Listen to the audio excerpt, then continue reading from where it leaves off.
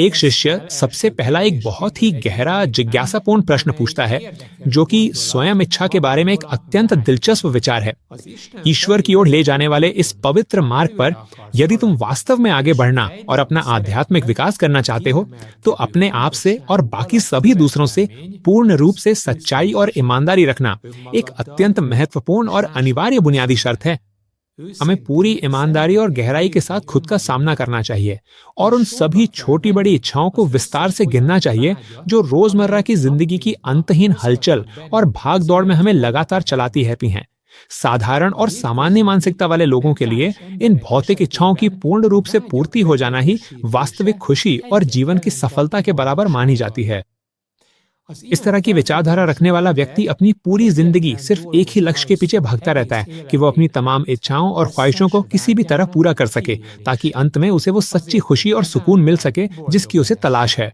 और भले ही वो बार बार लगातार ये अनुभव करता है कि इच्छाओं की पूर्ति से मिलने वाली खुशी कभी भी पूरी नहीं हो सकती, क्योंकि उसके मन में हमेशा एक बहुत ही डरावना और परेशान करने वाला ख्याल छाया रहता है कि ये सब एक दिन खत्म हो जाएगा और तब आखिर मेरे साथ क्या होगा। क्योंकि असल में इच्छा तो ऐसी ही होती है, तुम किसी चीज के लिए बहुत ही बेचैनी से तरसते रहते हो, तुम किसी चीज या किसी इंसान को बहुत ही गहराई से पाना चाहते हो, यही तुम्हारे हर विचार में छाया रहता है। यानी ये तुम्हारे लिए एक बहुत ही प्रबल इच्छा है। और मान लो तुम सब कुछ कर डालते हो ताकि वो सचमुच तुम्हारा हो सके, और मान लो तुम्हें इसमें सफलता मिल जाती है। वाह, तुम्हारी खुशी कितनी देर तक बेफिक्र रहेगी। मान लीजिए कि अगर आपने अभी अभी एक शानदार नई कार खरीदी है और आप उसे लेकर बेहद उत्साहित और खुश महसूस कर रहे हैं, तो भी जरा सोचिए कि ये खुशी आखिर कितने समय तक टिकेगी। आपकी वो नई कार हर बीतते मिनट के साथ अपनी कीमत खोती जाएगी, सिर्फ इस एक बात से कि अब वो शोरूम से निकली हुई एक पुरानी कार बनती जा रही है। हो सकता है तुम अपने किसी ऐसे जानने वाले से मिलो जिसकी कार, अगर तुम खुद से ईमानदार रहो, तो तुम्हारी कार से भी बेहतर है। और ऊपर से अगर तुम्हारी कार अचानक खराब हो जाए तो क्या होगा? अगर पार्किंग में किसी ने उसे खरोच दिया तो क्या होगा? अगर बच्चा उसमें दही गिरा दे तो क्या होगा? आखिर इस खुशी में कितनी चिंता मिल गई है। तुम कब फिर से कार्य देखना शुरू करोगे, क्या पता? या फिर कोई और चीज जिसकी तुम्हें चाहत हो सकती है। अगर आप गहराई से सोचे तो, क्योंकि ध्यान दीजिए, एक साधारण और सामान्य इंसान के लिए असल में सबसे ज्यादा उत्साह और रोमांच उस चीज से नहीं आता जिसकी उसे चाहत है, बल्कि चाहत की उस तीव्र भावना से आता है। यही भावना थोड़ी सी उत्तेजना और ऊर्जा भर देती है इन आम, नीरस और फीके पड़ चुके दिनों में। किसी चीज की चाहत रखना वाकई बहुत अच्छा लगता है। ये बिल्कुल एक नशे जैसा गहरा एहसास है, और ठीक इसी वजह से हर एक पूरी हुई चाहत के तुरंत बाद हम फिर से नई नई चीजों की एक अजीब सी तलब महसूस करने लगते हैं, क्योंकि असल में हम इसी उत्तेजना को ढूंढ रहे हैं। अब तुम पूछ सकते हो कि इसमें मुझे क्या दिक्कत है, आखिर ऐसे जीने में क्या बुराई है? कम से कम हम खुद को व्यस्त रखते हैं और ये लगातार मिलने वाली उत्तेजना हमें अच्छा भी महसूस कराती है। मैं अब आपको विस्तार से ये समझाता हूँ कि मैंने इन सब के बारे में असल में क्या समझा है। जब मैंने इस भौतिक संसार की सांसारिक और जमीन से जुड़ी चीजों से मिलने वाली खुशियों की तलाश को ही अपनी सबसे बड़ी प्राथमिकता बना लिया और अपनी सारी ऊर्जा और शक्ति पूरी तरह से वहीं लगा दी और हर मुमकिन कोशिश की कि ये सब मुझे जल्दी से जल्दी मिल जाए, हासिल हो जाए, और इसी तरह की तमाम दूसरी चीजें, मुझे इनमें से किसी ने भी बेइंतहा खुशी नहीं दी। हालांकि मैंने भी एड्रेनालिन के उस रोमांच को महसूस किया था, लेकिन मेरी वो खुशी कभी भी पूरी तरह से मुकम्मल नहीं हो पाती थी, क्योंकि हमेशा ही कुछ ना कुछ उसे ढक लेता था। जैसे मान लीजिए कि आप किसी बहुत ही अद्भुत जगह पर घूम रहे हों, लेकिन पूरे समय आसमान पर गहरे काले बादल छाए हों, और इस वजह से आप उस सुनहरी धूप को ना तो देख पाएं और ना ही महसूस कर पाएं। बस कुछ ना कुछ आपकी खुशी पर हमेशा एक साया डाल देता है। तो मैंने खुद से ये सवाल किया कि इस तरह की साधारण और रोजमर्रा की भागदौड़ भरी जिंदगी में जब हम अपनी अनगिनत इच्छाओं और सपनों के पीछे एक एक करके चलते हैं, तो आखिर मेरे लिए ऐसा क्या है जो पूरी तरह से गायब या कम लग रहा है? और मुझे इसका जवाब मिल गया। मेरे सबसे प्रिय और पसंदीदा शब्दों में से एक है व्यक्तिगत विकास। आखिरकार मैं खुद के प्रति पूरी तरह ईमानदार रहा और मैंने गहराई से खुद से ये स्वीकार किया कि मैं असल में इस दुनिया में सिर्फ खाने, पीने, सोने या मनोरंजन करने के लिए नहीं आया हूँ। जब तक मैं अपनी पूरी मानसिक और शारीरिक ऊर्जा को इन व्यर्थ की चीजों पर पूरी तरह से बर्बाद करता रहा, तब तक मैं हर पल लगातार अपने जीवन की कुछ बहुत ही ज्यादा कीमती और अनमोल चीजों को खोता रहा, जो सच में अब मेरे पास बहुत ही कम मात्रा में बची हैं और जिन्हें वापस पाना अब लगभग नामुमकिन सा हो गया है। और वो चीज है समय।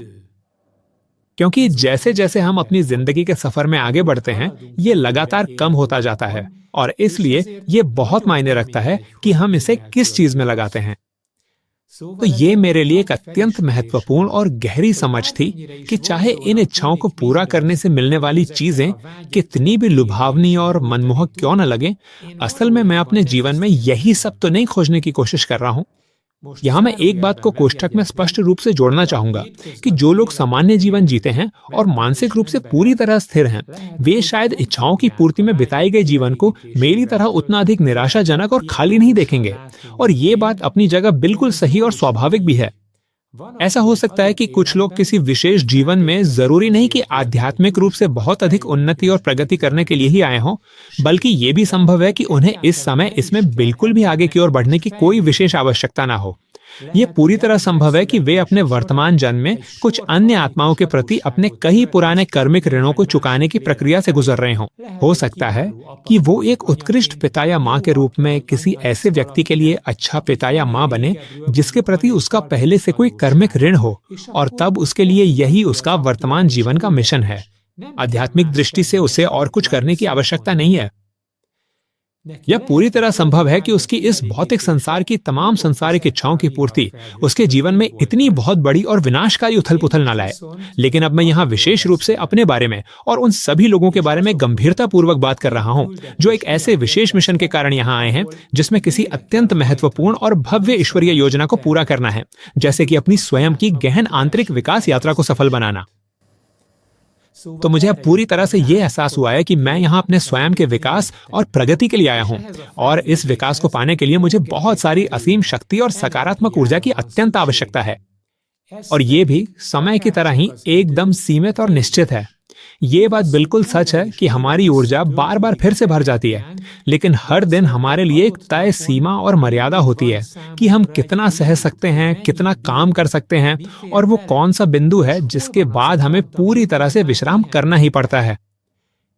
और मैंने पूरी तरह से ये दृढ़ निश्चय कर लिया है कि मैं अपनी पूरी शक्ति और अपनी समस्त सकारात्मक ऊर्जा को अपनी अंतरात्मा के आध्यात्मिक विकास और उन्नति में लगाने के लिए हर संभव प्रयास करने हेतु खुद को पूरी तरह समर्पित कर दूंगा।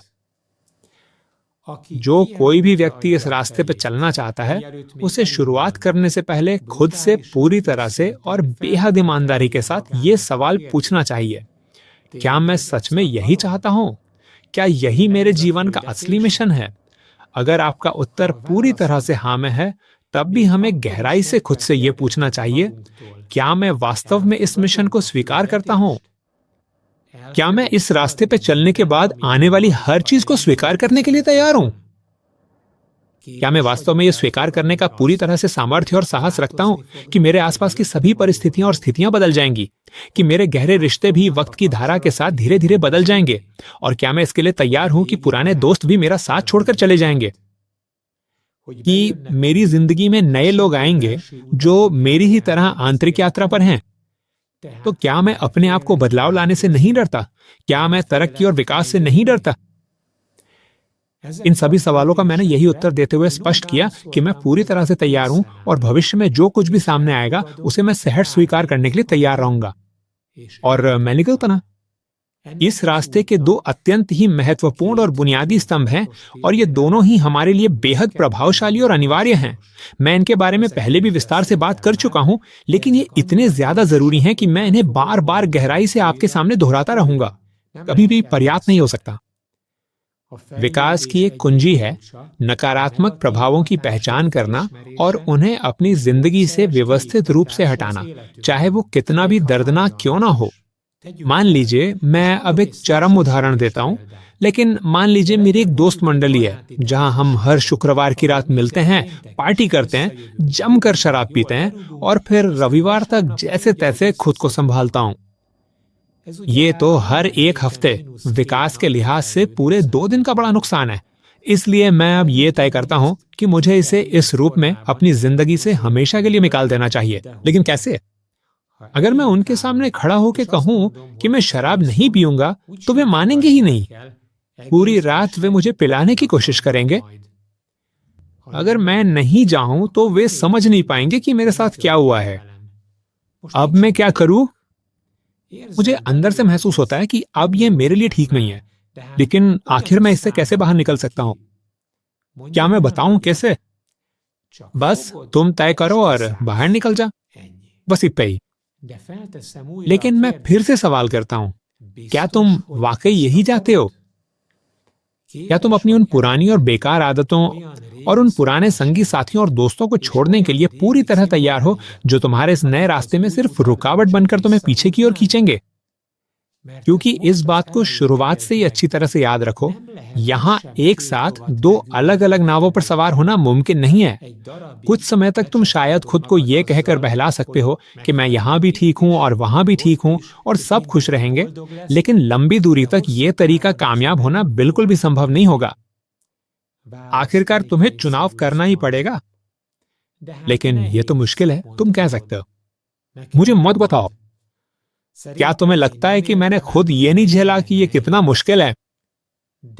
हाँ, और ये एक बड़ा हाँ है। लेकिन मैं तुम्हें अपनी अच्छी खबर बताता हूं, ये काम वाकई में अत्यंत चुनौतीपूर्ण और कठिन है, लेकिन हमें ऊपर वाले से इतनी अतुलनीय और प्रभावशाली ताकत मिलती है, इतनी ज्यादा शक्ति मिलती है कि कई बार मैं खुद भी पूरी तरह से आश्चर्यचकित रह जाता हूं। सच तो यह है कि कई बार मुझे बिल्कुल समझ नहीं आता कि मैं ये सब कैसे कर पाया। हमें इसे समझने की जरूरत भी नहीं है। बस जो ताकत हमें मिलती है उसे स्वीकार करना है और उसका इस्तेमाल करना है, लेकिन केवल अपने स्वयं के संकीर्ण और स्वार्थी उद्देश्यों के लिए नहीं, क्योंकि तब हम किसी भी तरह की सच्ची उन्नति और वास्तविक प्रगति की बात बिल्कुल नहीं कर सकते। अपनी सारी ताकत और पूरी ऊर्जा को उस महान मिशन में लगाना चाहिए, उस बड़े मिशन में जो इस भौतिक दुनिया में किसके लिए और कैसे प्रकट होता है, ये उतना महत्वपूर्ण नहीं है जितना कि उसके पीछे छुपा हुआ वो गहन आंतरिक और सूक्ष्म आत्मिक परिवर्तन। इसी एक लक्ष्य पर हमें अपना सब कुछ दांव पर लगा देना चाहिए, जैसे पोकर के खेल में होता है। हमें अपनी पूरी शक्ति के साथ पूरी तरह से दांव लगाना चाहिए। पहले, जिसे मैं अपना पुराना जीवन कहता हूं, उसमें मुझे पोकर खेलना बहुत पसंद था। और इस ताश के खेल का सबसे रोमांचक हिस्सा तब होता है जब आप अपने सारे चिप्स बीच में लगा देते हैं, या तो इसलिए क्योंकि आपके पास ऐसे पत्ते हैं कि आपको लगता है ये तो पक्का जीतने वाले हैं। लेकिन जाहिर है आप ये सब ब्लफ करके भी कर सकते हैं जब आपके पास कुछ भी नहीं होता, लेकिन आप सामने वाले को ये यकीन दिलाना चाहते हैं कि आपके पास बहुत मजबूत पत्ते हैं। इसे ही ऑल इन कहते हैं, यानी हिंदी में कहें तो सब कुछ दांव पर लगाना। हम इसे ऐसे अनुवाद कर सकते हैं।